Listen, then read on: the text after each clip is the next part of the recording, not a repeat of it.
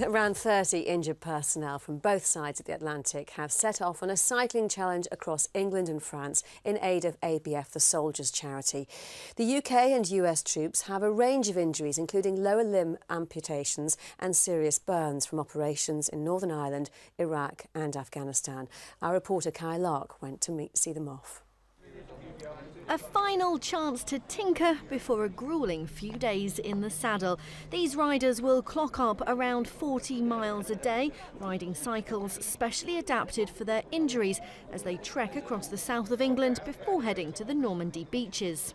Many of the riders have served alongside personnel from their respective nations in Iraq and Afghanistan, and it's important that over the next week they work together again to ensure they all complete the challenge, because that special relationship is as important on the battlefield as it is off. The banter's fantastic, you know, we've all been through the same thing. A lot of us, I served with the Americans a couple of times.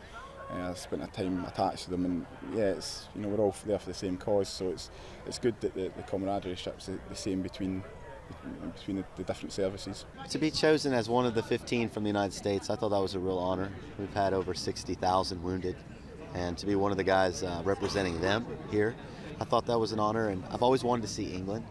Yesterday they attended a ceremony at the National Memorial Arboretum, which was very emotional for some.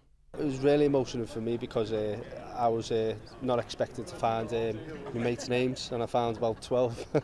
So yeah, it was quite emotional for me when I actually seen the names there. Peter was injured by an IED in a booby-trapped compound in Helmand last year. Others here have lower limb amputations and blast injuries. Joe was searching for WMD in Iraq when a building containing chemicals exploded, engulfing his vehicle. So just the camaraderie with fellow allies. I enjoyed when I was in Iraq. You know, every Sunday we played rugby with the Brits and Aussies, and so got to enjoy the camaraderie between those two also. So, how have they been training for their gruelling ride? I walked my dog, that was it.